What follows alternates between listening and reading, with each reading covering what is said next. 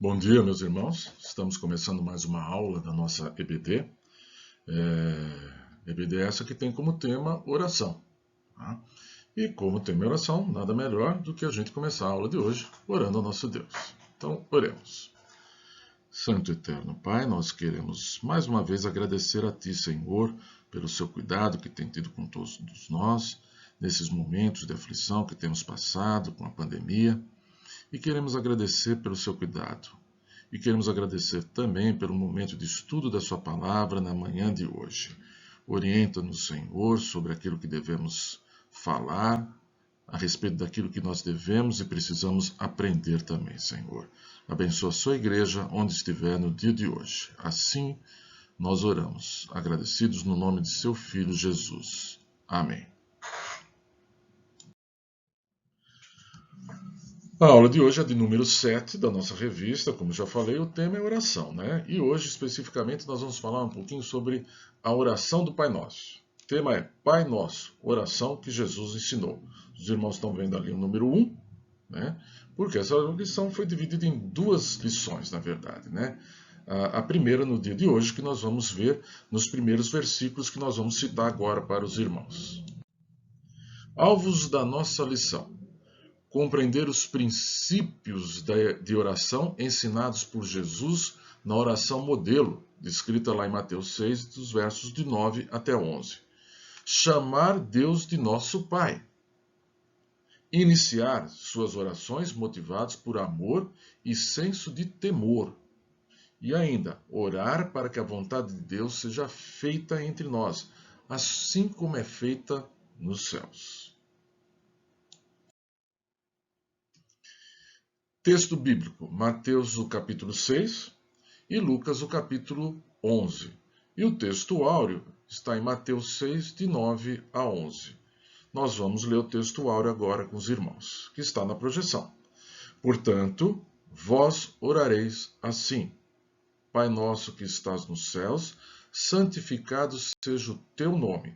Venha o teu reino, seja feita a tua vontade, assim na terra como no céu. O pão nosso de cada dia nos dá hoje. Introdução.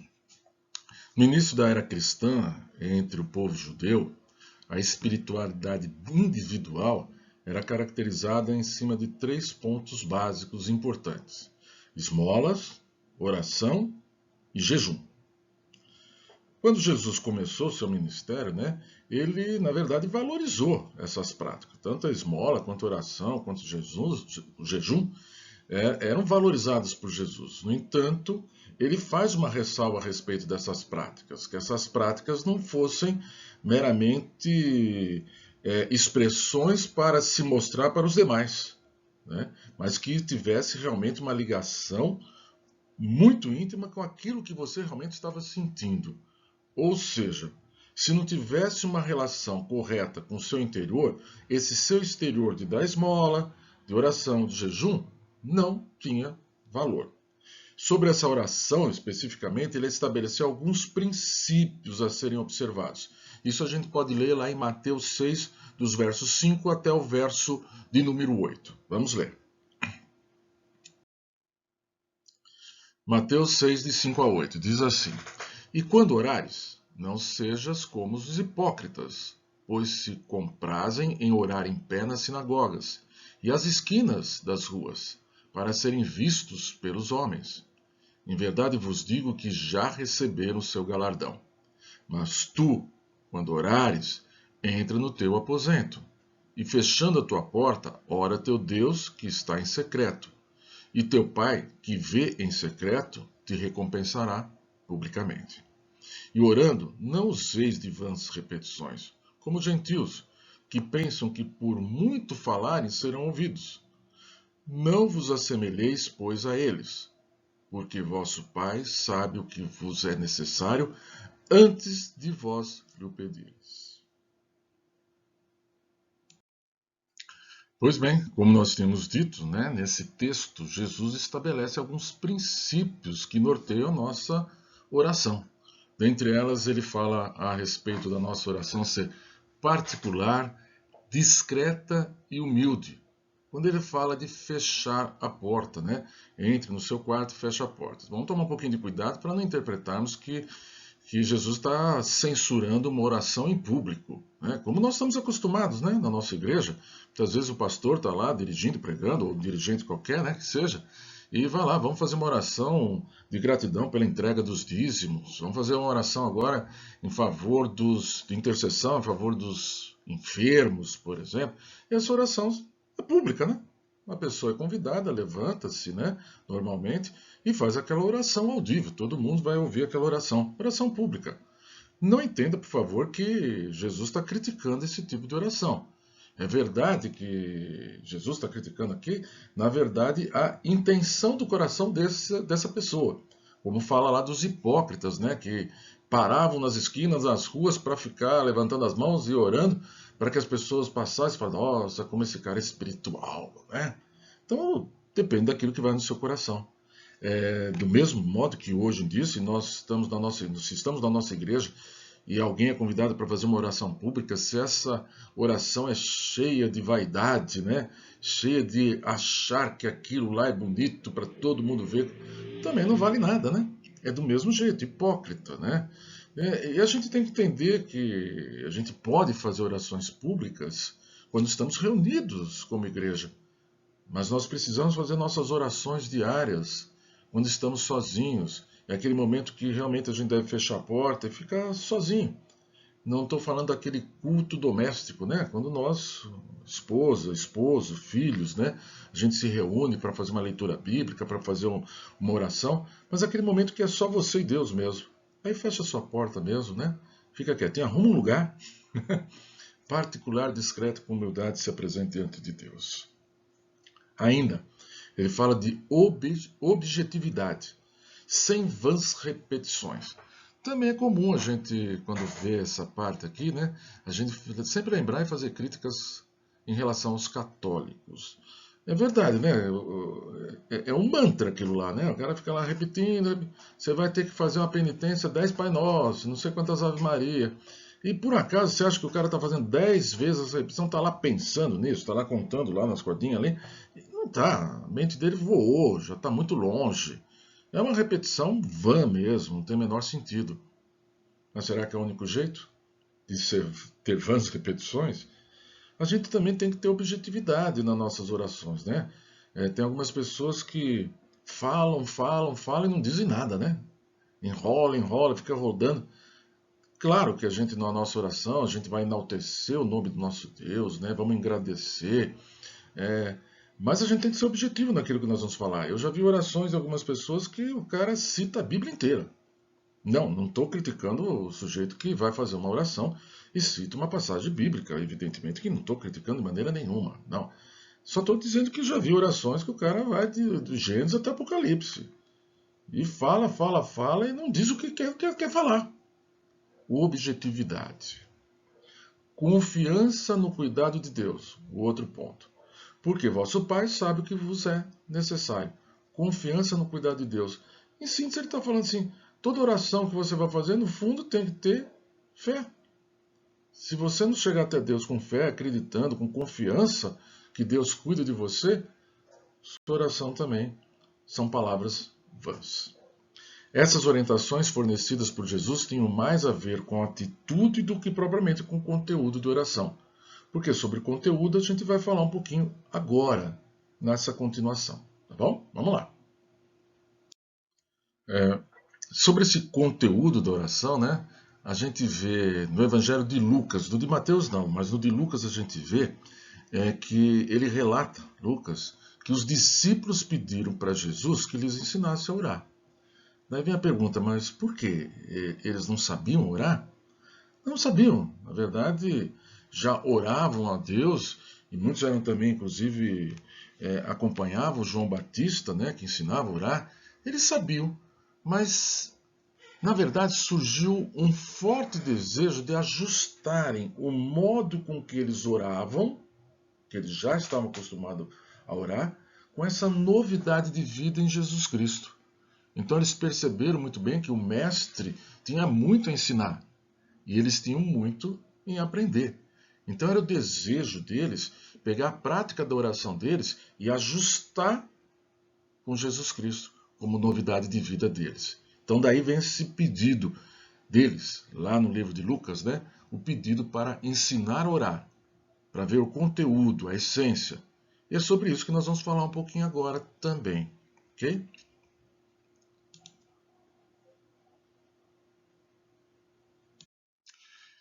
Então a oração, conhecida como Pai Nosso, não deve ser entendida, interpretada como um conjunto de palavras bonitas, é verdade, e justamente por serem bonitas, profundas no seu conteúdo, ser repetidas à exaustão.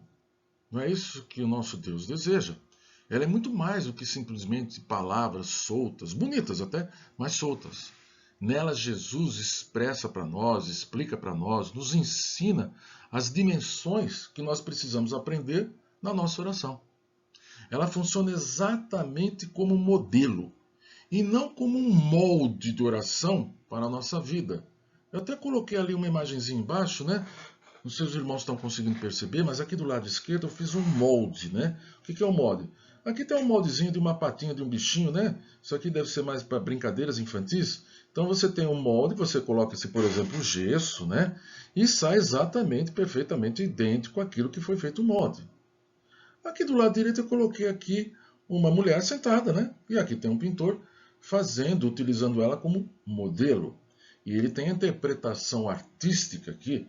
Aqui no caso, inclusive, é tanto quanto realista, né? Mas nós conhecemos muito bem de pintura, quer dizer, eu não conheço tanto assim, né? Mas o pouco que a gente conhece, mas tem vários modos de interpretar. Se nós pegássemos, por exemplo, um Salvador Dalí pintando aqui, ou um Pablo Picasso, por exemplo, também, a gente ia ver que o modelo não seria tão realista, porque para eles há uma interpretação artística que é pessoal, parte dele mesmo.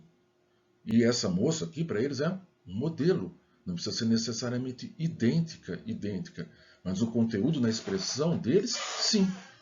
Percebe então que a nossa oração, a oração do Pai Nosso, é uma oração modelo, não é um molde, que eu tenho que pegar exatamente igual e repetir simplesmente. Eu tenho que pegar as dimensões contidas nessa oração e fazer uso delas na minha oração, com minha interpretação, com o modo eu de falar, com o modo como eu vou dizer, na minha realidade.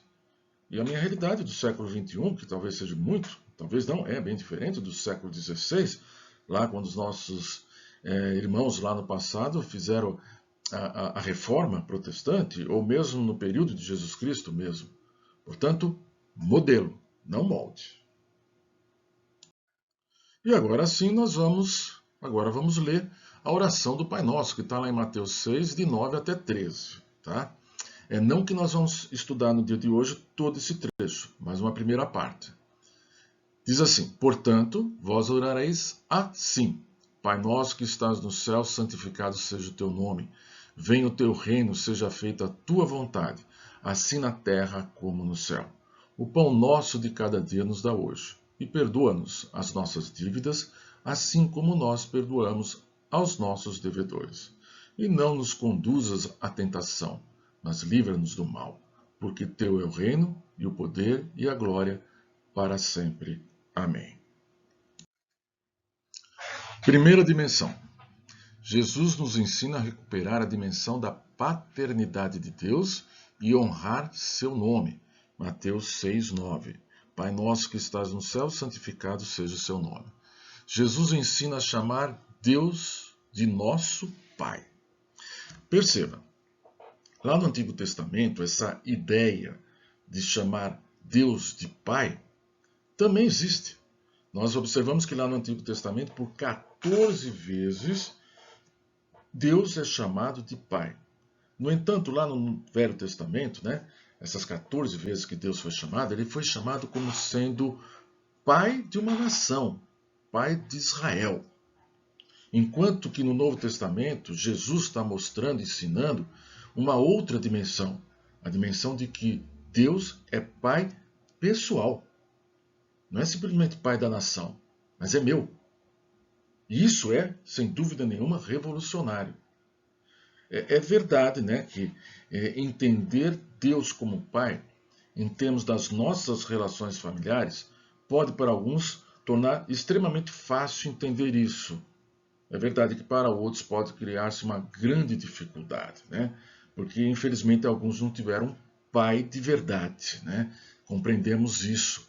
Mas para aqueles que tiveram pai de verdade, quando a gente fala pai de verdade, não estou falando uma pessoa perfeita, que não comete erros, nada, mas amoroso, dedicado, que dá sua vida pelos filhos, como muitos de nós tivemos.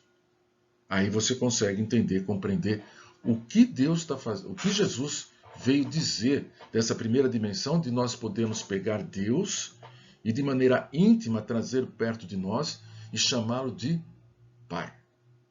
Deus é nosso Pai e isso implica que todos nós podemos nos aproximar confiantes no seu cuidado e no seu amor. E ainda, nesse mesmo versículo, nós encontramos o texto dizendo assim: santificado seja teu nome. O que Jesus queria dizer com essa expressão? Santificado seja o teu nome. Ele queria demonstrar a grande reverência que se deve ter pelo nome do Senhor. Não devemos tomar o nome do Senhor nosso Deus em vão, de maneira nenhuma. Então, na verdade, o que nós vemos nesse primeiro versículo? Nós vemos que nessa primeira dimensão Jesus está nos ensinando que nós devemos, em relação a Deus, compreender que Deus é amoroso. E por isso mesmo nós nos aproximamos a Ele em amor. Mas ao mesmo tempo que nós temos o amor ao nosso Deus, nós devemos ter reverência, o temor ou o reconhecer que Deus está acima de nós. Não tratá-lo como simplesmente nosso colega. Isso significa que ter intimidade não implica em não ter reverência.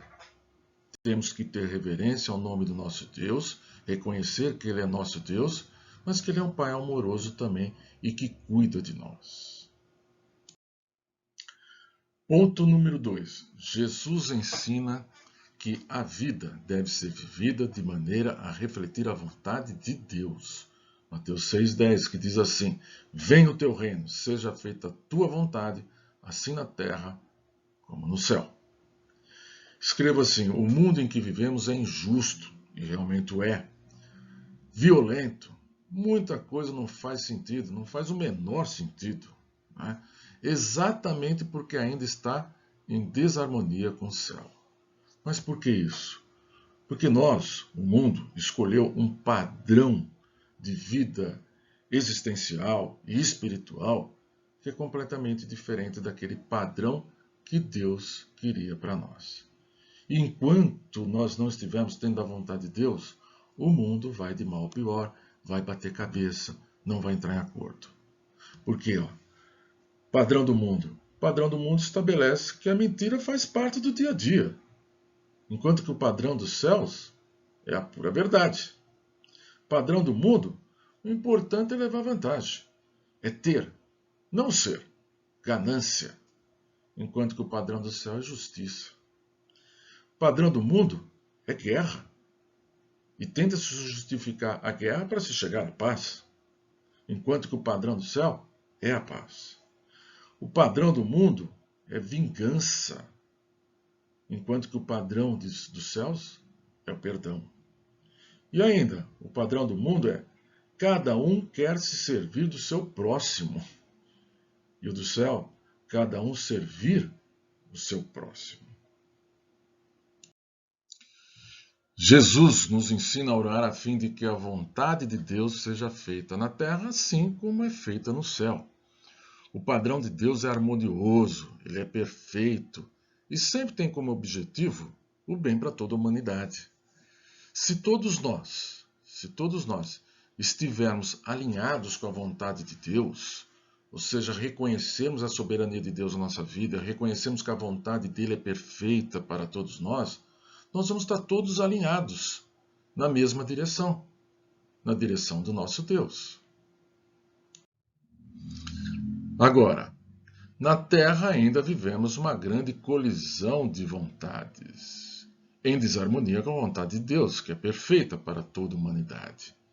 No mundo nós temos essa situação como essa figura, né? Cada um é dono da sua verdade e, portanto, cada um vai para uma direção. É verdade que às vezes nos alinhamos com alguns outros, mas do mesmo jeito que alinhamos alguns assuntos com esse, desalinhamos com esse mesmo sobre outro assunto. E aí nós temos muitos choques, porque geralmente o que nós temos é que imperar a nossa vontade. A nossa vontade é acima de qualquer outra. Isso traz desarmonia e, como disse, traz colisões de vontades. Mas haverá um dia em que a vontade de Deus prevalecerá sobre todas as outras. E aí viveremos em verdadeira e real harmonia. Enquanto isso, o mundo ainda pergunta: por que Deus permite tantas atrocidades? Tenho certeza que você já ouviu essa pergunta. Se Deus existe, né? Se Deus existe, por que tantas atrocidades? Miséria, fome, guerras, violência, como alguma dessas figuras aqui embaixo. Deus não é o responsável. O responsável é o próprio homem, que pecou e se afastou da vontade de Deus. E permanece a humanidade afastada dessa vontade de Deus. O mundo escolheu viver longe da perfeita vontade de Deus. Acha que ele é autônomo, tem toda a condição de determinar aquilo que é o melhor para a sua vida. Enquanto isso perdurar, miséria, fome, guerras, conflitos, violência e etc. Terceira dimensão. Jesus nos ensina a confiar em Deus para suprir nossa vida. Mateus 6, verso de número 11, que diz: o pão nosso de cada dia nos dá hoje. É verdade que se nós lermos assim sem pensar muito, né, a gente vai fazer a primeira interpretação desse texto como sendo o pedido do pão no sentido de alimentação de cada dia. Não deixa de ser verdade, também o é. Mas na verdade Jesus está falando aqui do pão no sentido de uma metáfora para tudo aquilo que nós seres humanos precisamos para nos manter na vida em toda a sua complexidade. Talvez a gente não precise de tanta coisa como algumas pessoas costumam apregoar por aí. Nesse mundo muito consumista, muitas coisas são colocadas na lista como prioritárias para o bem viver. A gente precisa de algumas coisas, não é só do pão no sentido da alimentação. Nós precisamos do pão, nós precisamos de saúde, nós precisamos de dignidade, amor, afeto. Quando Jesus está falando o pão nosso de cada dia nos dá hoje, é muito mais do que simplesmente o alimento, o pão mesmo para suprir nossas necessidades físicas, mas inclusive o próprio pão também. Ainda, comparando o pão nosso de cada dia nos dá hoje com o maná. Você deve lembrar da história do povo de Deus no deserto, né? Quando Deus mandava o maná, a alimentação, como se fosse um pão, né? E esses recolhiam esse maná e dava para o mesmo dia. Lembra bem da história que não era para se guardar para o dia seguinte, porque no dia seguinte o Senhor daria de novo. Então, exceção feita a sexta-feira, né? Sexta para sábado, o maná que Deus mandava poderia ser recolhido e guardado para o dia seguinte, que era o sábado. Tá? Mas outros dias não deveria ser guardado, porque senão estragaria. Além de ser a expressão de uma falta de confiança do dia seguinte. Não é? Fico eu pensando da dificuldade que é para nós, se a gente pensar bem. Nós planejamos nossa vida para o dia seguinte, para a semana, para o mês, para o ano todo, para vários anos a gente planeja. E normalmente, enquanto não se chega à complementação daquilo que tínhamos planejado, a gente fica ansioso, nervoso, preocupado se vamos conseguir ou não. E esse povo vivia no deserto em relação a uma questão básica, que muitas vezes nós no dia a dia nem pensamos, que é a comida, de tão básico que é. Não que a gente não pense em querer comer, né? E comemos, sentimos fome, comemos, mas nós não nos preocupamos. Muitas vezes alguém já preparou comida, a pessoa que preparou, às vezes leva 2 horas para preparar e a gente faz 15 minutos e come tudo, né? E às vezes esquece de agradecer. Agradecer a Deus e agradecer também àquela pessoa que fez a comida para nós, né? E eles tinham que viver sabendo que no dia seguinte, para o dia seguinte, não tinha nada. Tinha que esperar, confiando. Então Jesus ensina a nós, na nossa oração, essa confiança que nós devemos ter, que nosso Deus vai suprir nossas necessidades. Mais uma vez, não vai suprir necessidades que você acha que tem, mas que você não tem. Você talvez não tenha necessidade de ter uma Ferrari, último ano, zero, linda, maravilhosa, que custa, sei lá, 400, 500 mil dólares, não sei lá quanto custa isso. Você pode até achar que você tem essa necessidade, mas não tem. Mas sua necessidade básica o Senhor vai suprir. É essa oração que Jesus está nos ensinando. São essas as dimensões da oração, essa confiança que nós devemos ter que nosso Deus cuida de nós. E já concluindo a lição desta manhã, nós devemos aprender que orar com Jesus significa aprender a conhecer mais o Senhor Deus e a honrar o seu nome. Aprender a orar com Jesus é nos comprometer para que a vontade de Deus seja feita em nossa vida. E aprender a orar com Jesus é aprender a deixar de andar ansioso e agradecer antecipadamente pela provisão de Deus para a nossa vida. Que Deus possa abençoar a sua vida com essa lição, que você tenha um ótimo domingo e que possamos no próximo domingo continuar esse estudo dessa oração do Pai Nosso. Obrigado e até mais.